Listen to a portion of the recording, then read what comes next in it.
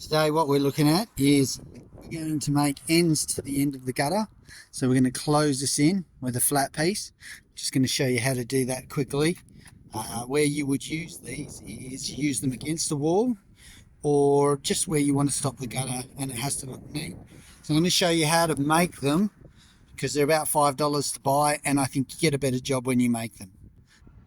So this is two places you would use them. You would use them when you go up against a wall. Okay, and the gutter's coming down, just running into it. So that would be the first. And the second will be just when you get to the end of the gutter and it's exposed and you want it to look neat. Okay, he tends to cut his low. I will show you how to do it right up to the top. Start. Just going to take the plastic back just a little bit. Because obviously with the colour bond, we don't want to scratch it. So don't take it back too far.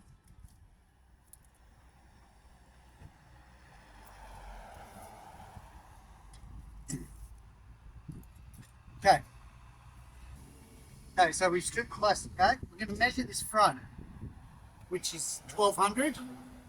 We're going to come back and 1200. We're just going to mark across, nice and square, like so, right up the front.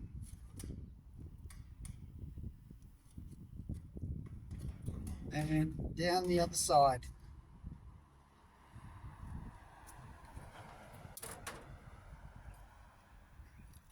Depending what side you're on, you either use reds or greens. On this side we're going to use greens. I'm just going to cut down that mark. Nice and straight.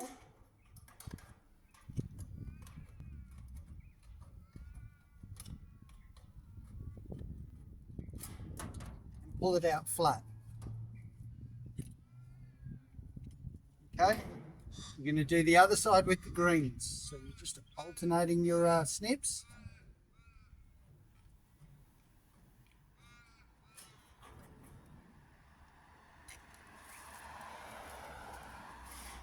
Now this is streamline gutter. If I was using what's called a colonial gutter, which has the curve in the front of it, what I tend to do is exactly the same thing, but I put it on the ground with a piece of Hardy Flex. And I just knock it flat. So we want to get that flat. Okay, and the reason is, once we turn this over, you can see it there, we're just going to bend it up. And while it's bent up, we're going to mark it on the inside. Okay, so we're going to just mark it on the inside. See how we're just getting that shape? And across the back there. So now I've got the height of the back and the height of the front. Pull that back. So now we've got our marks. We're just going to cut down the back here.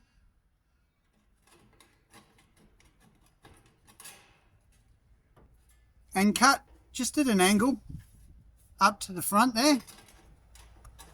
Like so.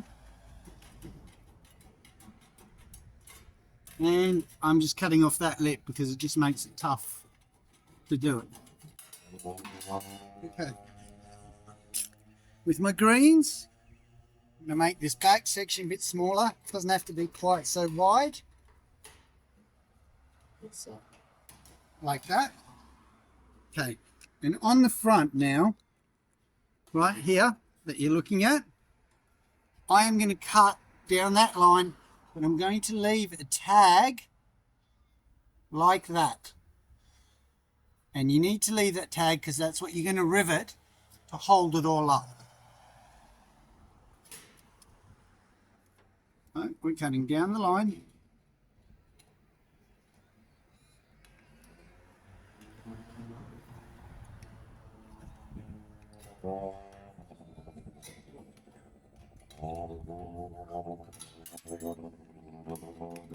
Now it looks awkward when I do this. Obviously, because I would normally cut it a little bit differently.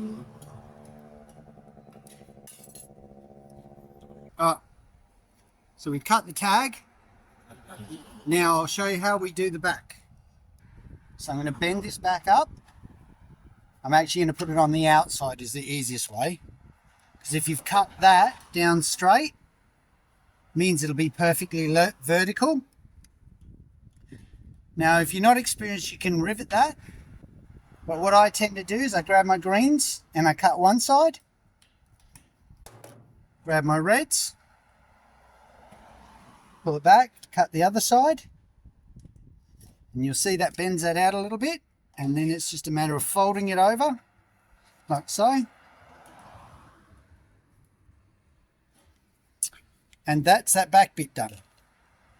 Now we're going to deal with the front. So I'm going to flip him over like so, grab my tag which is there and bend him over. Okay, so he's on the outside, nice and wide and on the outside. Grab my drill and just drill a hole through him.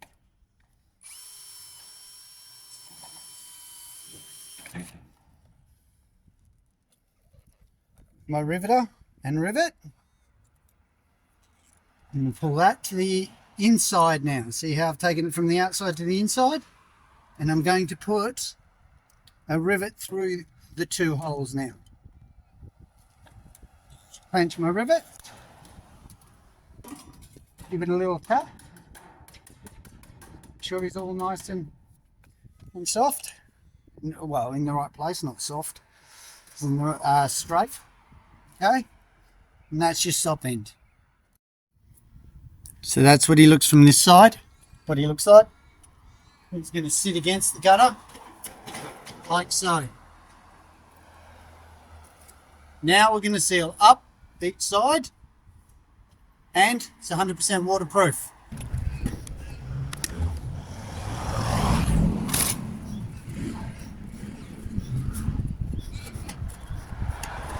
So there he is, all done, all finished, as you can see.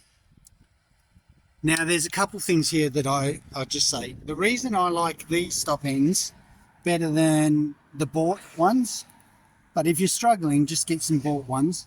But the reason I like them better is because this edge here is completely flat. So when you put it against the wall, 0.4 of a mil off the wall, you can get your gutters and everything in nice and hard against it. Secondly, you only have one rivet, okay? So there's only really one spot it should leak. If you've sealed the two sides well, there's nowhere for it to leak. The other thing is, on a bought one, you've got to seal right across the bottom. And I do find sometimes what tends to happen is it splits on the bottom.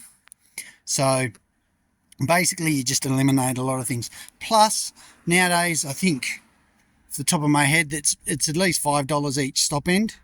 So you're saving yourself $5 every time you do it. And when you get good at these, they're actually quicker, I find, to install than the bought stop ends. Well, I hope you enjoyed this. I hope this helps you. If you did, like and subscribe, and I will catch you on the next video.